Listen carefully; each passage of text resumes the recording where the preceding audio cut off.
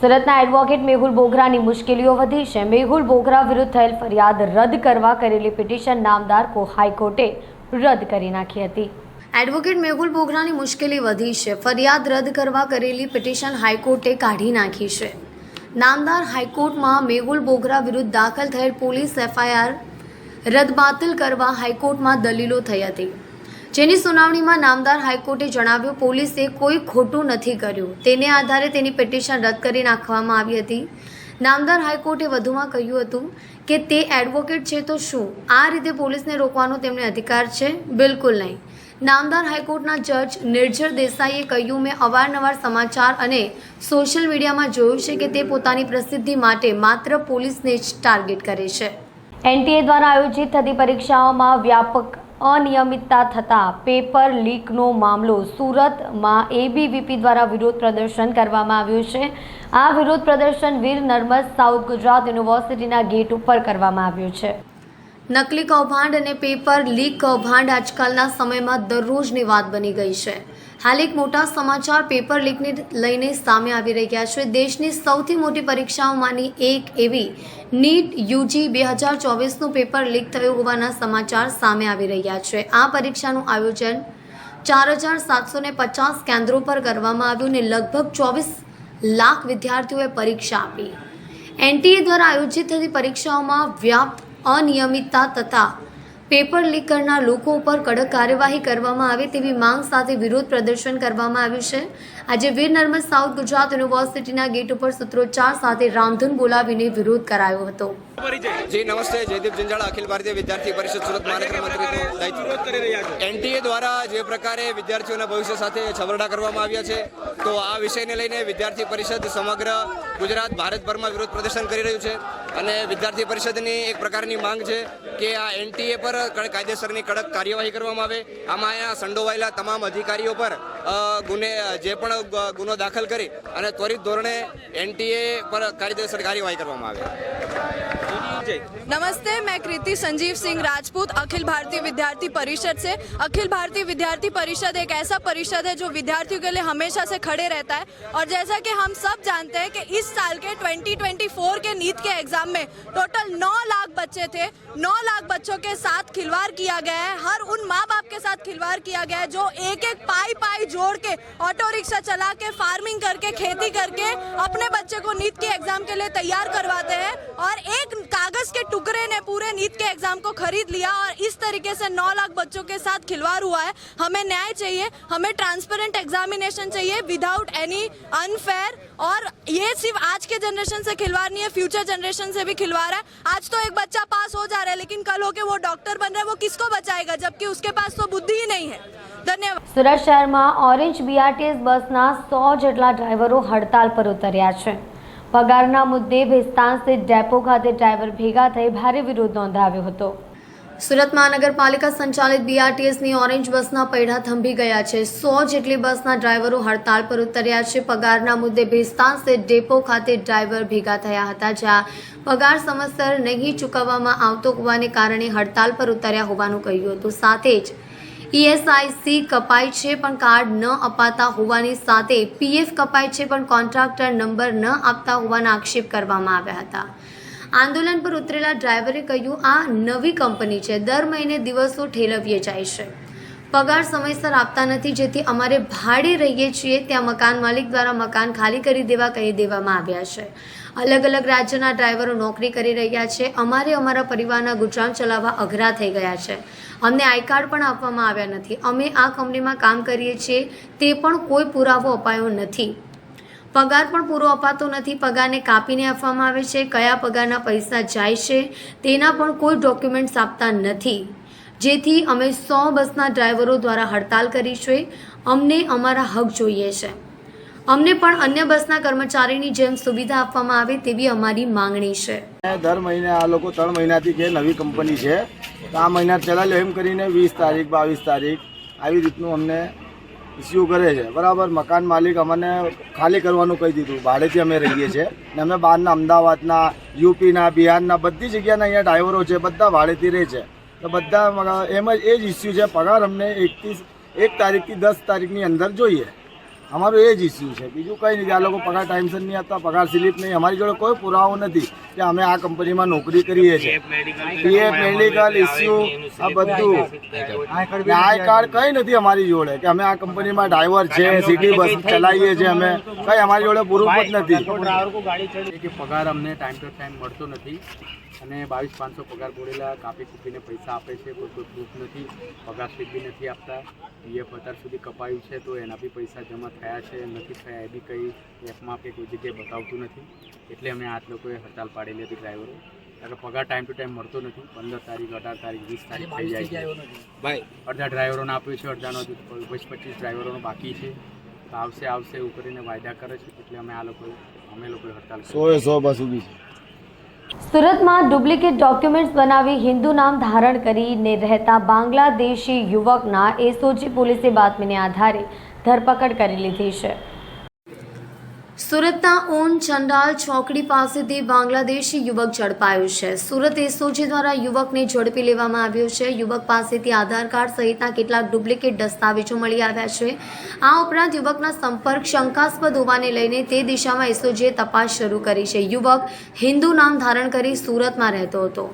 સુરતના ઓન વિસ્તારમાંથી મિનાર હેમાયત સરદાર ઝડપાયો હતો. તેની પાસેથી બાંગ્લાદેશી જન્મ દાખલો, શાળાનું પ્રવેશપત્ર, એલસી, બાંગ્લાદેશનું નેશનલ આઈ કાર્ડ, હિન્દુ નામ શુભો સુનિલ દાસનું પશ્ચિમ બંગાળનું school LC, Aadhaar card, state of Qatar residency permit, અસલ કાર્ડ, ભારતીય અસલ પાસપોર્ટ, મકાનનું ભાડા કરાર સહિતનો મુદ્દામાલ કબજે કરી લેવામાં આવ્યો હતો.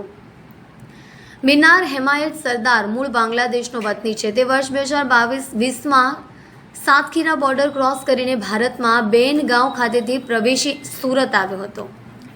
ત્યારબાદ તેણે વિદેશ કામ કરવા માટે જવું હોવાથી પશ્ચિમ બંગાળના નદિયા જિલ્લા ખાતેથી પોતાનું ખોટું હિન્દુ નામ ધારણ કરી ખોટા ડોક્યુમેન્ટ ઉભા કરી પાસપોર્ટ મેળવ્યો હતો. બાદમાં 2021થી 2023 સુધી કતાર દેશના દોહા શહેરમાં સેન્ટિંગ કામની મજૂરી કામ કરી હતી. બાદમાં સુરત આવી અહીં બાંધકામની મજૂરી કામ કરતો હતો. ઘૂસણખોરી સહિતના ગુનામાં પોલીસે હાલ વધુ તપાસ હાથ ધરી છે.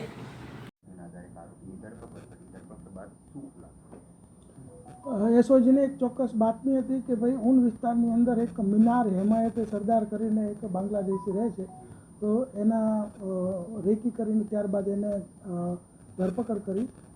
ઊનના ચંડા ચોકડી પાસેથી એની ધરપકડ થઈ અને એના તમામ ડોક્યુમેન્ટ્સને એના ઘરે સર્ચ કરતાં એની પાસેથી બાંગ્લાદેશના અને ભારતના બંનેના ડોક્યુમેન્ટ્સ મળતા એના ઉપર બોગસ ડોક્યુમેન્ટને લગતો, પાસપોર્ટ એક્ટને લગતો અને ફોરેનર્સ એક્ટને લગતો એક ગુનો દાખલ કરીને એની ધરપકડ કરવામાં આવી છે. મિનાર અહીં 2020માં આવેલો, બાંગ્લાદેશની બોર્ડર ક્રોસ કરીને દલાલ મારફતે, અને ત્યારબાદ તેણે પશ્ચિમ બંગાળમાં બોગસ ડોક્યુમેન્ટ જે છે એ બનાવેલા, જેમ કે આધાર કાર્ડ છે, પાન કાર્ડ છે, સ્કૂલ એલસી છે અને પાસપોર્ટ છે વગેરે બોગસ ડોક્યુમેન્ટ જે ભારતના બનાવી અને શુભો સુનિલ નામનું ખોટું નામ ધારણ કર્યું હતું. અને તે અહીંયા આવીને 2020થી રહેતો હતો. 2021થી 23 દરમિયાન તે કતારના દોહા મજૂરી કામ અર્થે ગયેલ અને ત્યારબાદ તે અહીંયા નાની મોટી મજૂરી કામ તથા ગૃહ વિક્રય જે કરતી હોય છોકરીઓ એના દલાલ તરીકેનું નાનું મોટું કામ કરતો હતો. સુરતમાં ટ્રાફિક નિયમન સરળતાથી થાય તે માટે પાલિકા અને પોલીસની કામગીરીને પગલે 26 જંકશન પર આવતા 44 જેટલા બમ્પ દૂર કરવાની કામગીરી કરાઈ છે. નવી ટ્રાફિક સિગ્નલ સિસ્ટમનો શહેરીજનો અમલ કરતા થઈ ગયા છે. જો કે ઘણા જંકશનો પર ટાઈમિંગ, સ્પીડ બ્રેકર, સર્કલ સહિતના કારણોસર ટ્રાફિક સમસ્યા ઉદ્ભવી રહી છે, જેમાં સુધારો કરી વાહન ચાલકોને સરળતા રહે તે માટે 2 દિવસમાં 26 જંકશનો પરના 44 સ્પીડ બ્રેકર દૂર કરવામાં આવ્યા છે. આ સાથે જ મોટા સર્કલોને નાના કરવાની કામગીરી પૂરજોશમાં ચાલી રહી છે. જંકશનો પર સ્પીડ બ્રેકરને કારણે વાહન ચાલકોને પસાર થવામાં સમય લાગે છે. આવી જ રીતે આવા જંકશનો પર ટ્રાફિક સમસ્યા સર્જાતા પોલીસે સર્વે કરીને પાલિકાને આવા સ્પીડ બ્રેકરો દૂર કરી રમ્પલ સ્ટ્રીપ લગાડવાનો રિપોર્ટ કર્યો હતો.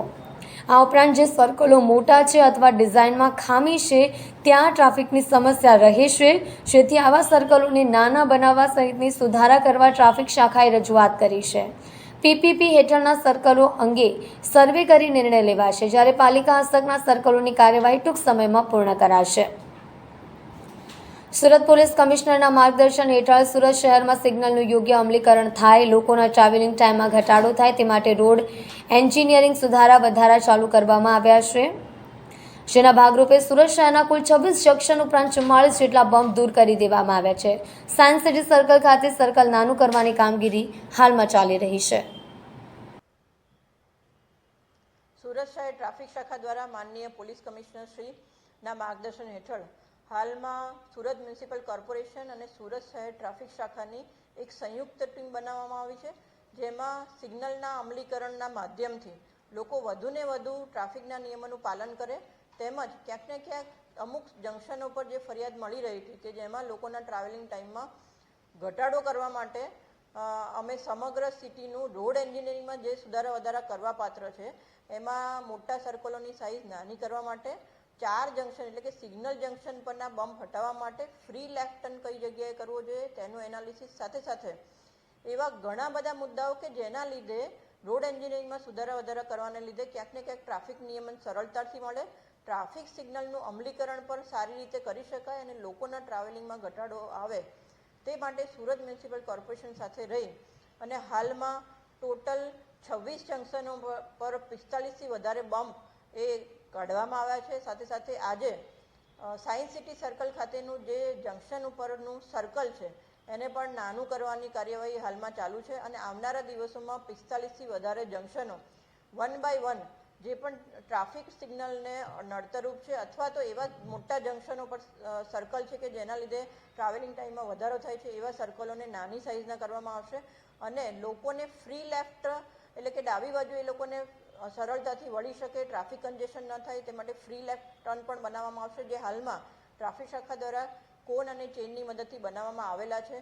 લેન ડિસિપ્લિન લોકોમાં આવે તે માટે અલગ પ્રકારના સાઇનેજીસ જંકશનો પર અને ટ્રાફિક કન્જેશન જંકશનો પર ઓછું થાય તે માટે 50 મીટર આપણા દરેક જંકશનો પર 10 મીટરના આધારે એક જાહેરનામું બહાર પાડી અને નો પાર્કિંગના બોર્ડ પણ લગાડવામાં આવશે. સુરતના ભટાર વિસ્તારમાં 6ઠ્ઠા માળેથી 29 વર્ષીય મહિલા નીચે પટકાતા ગંભીર રીતે ઇજાગ્રસ્ત થઈ હતી. મહિલાને સારવાર અર્થે હોસ્પિટલ લઈ જવાતા ફરજ પરના હાજર તબીબોએ તેને મૃત જાહેર કરી હતી. સુરતના ભટાર વિસ્તારમાં 6ઠ્ઠા માળેથી પટકાતા 29 વર્ષીય મહિલાનું મોત થવાની ઘટના બની હતી. મૂળ ઉત્તર ભારતના અને હાલ સુરતમાં પરિવાર સાથે રહેતા 29 વર્ષીય મહિલાનું ગતરોજ મકાનના 6ઠ્ઠા માળેથી પગ લપસી જતા નીચે પટકાયા હતા, જે ગંભીર રીતે ઇજાગ્રસ્ત થઈ હતી. મહિલાને સારવાર અર્થે હોસ્પિટલ લઈ જવાતા ફરજ પર હાજર તબીબોએ તેને મૃત જાહેર કરી હતી. મહિલાના અકાળે મોતથી પરિવારમાં શોકનું મોજું ફરી વળ્યું હતું. બનાવની જાણ થયા બાદ પોલીસ પણ દોડતી થઈ ગઈ હતી અને હોસ્પિટલમાં આવી અકસ્માતનો ગુનો નોંધી આગળની કાર્યવાહી કરી હતી. ગુજરાત હાઈકોર્ટના ચીફ જસ્ટિસ શ્રીમતી સુનીતા અગ્રવાલ 2 દિવસીય સુરતના પ્રવાસે આવી પહોંચ્યા હતા. ગુજરાત હાઈકોર્ટના ચીફ જસ્ટિસ શ્રીમતી સુનીતા અગ્રવાલ તારીખ 22/6/2024ના રોજ સવારે 11 વાગે જિલ્લા કોર્ટ અને ફેમિલી કોર્ટની મુલાકાત લીધી હતી. બપોરે 1 વાગે સુરત ડિસ્ટ્રિક્ટ બાર એસોસિએશન અને સુરત સિટી એડવોકેટ એસોસિએશનના પ્રતિનિધિઓ સાથે આયોજિત બેઠકમાં હાજરી આપી હતી અને આવતીકાલે જૂની સબજેલ પાસે મજરા ગેટ સ્થિત કન્સ્ટ્રક્શન સાઇટ પર તેમજ પીટી સાર્વજનિક કોલેજ ઓફ સાયન્સ પાસે આવેલા શ્રમિક અન્નપૂર્ણા યોજના બૂથની મુલાકાત લેશે. કાર્યક્રમ પૂર્ણ થશે સયાજીપુરા વડોદરા જવા રવાના થશે. સુરતના રામપુરા સ્થિત ટીવી ઇન્સ્ટિટ્યૂટ ઓફ નર્સિંગમાં આંતરરાષ્ટ્રીય યોગ દિવસનો વાઇબ્રન્ટ ઉજવણી અનેરી રીતે રંગોળી હરીફાઈ અને મહેંદી હરીફાઈ યોજાઈ હતી. સુરત રામપુરા સ્થિત ટીવી ઇન્સ્ટિટ્યૂટ ઓફ નર્સિંગમાં આંતરરાષ્ટ્રીય યોગ દિવસની વાઇબ્રન્ટ ઉજવણી અનેરી રીતે રંગોળી હરીફાઈ અને મહેંદી હરીફાઈ યોજી નર્સિંગ કોર્સના વિદ્યાર્થીઓએ રચનાત્મક યોગ અભ્યાસને વણી લઈ આબેહૂબ કલાત્મક રીતે રંગ તરંગને કંડારી કલાત્મક આકર્ષક રીતે રજૂ કરી હતી. મહેંદી હરીફાઈમાં વિવિધ યોગ અભ્યાસ, ધ્યાન મુદ્રાના આસનોને આબેહૂબ મહેંદીમાં ડિઝાઇન બનાવી યોગ દિવસને યાદગાર બનાવ્યો હતો.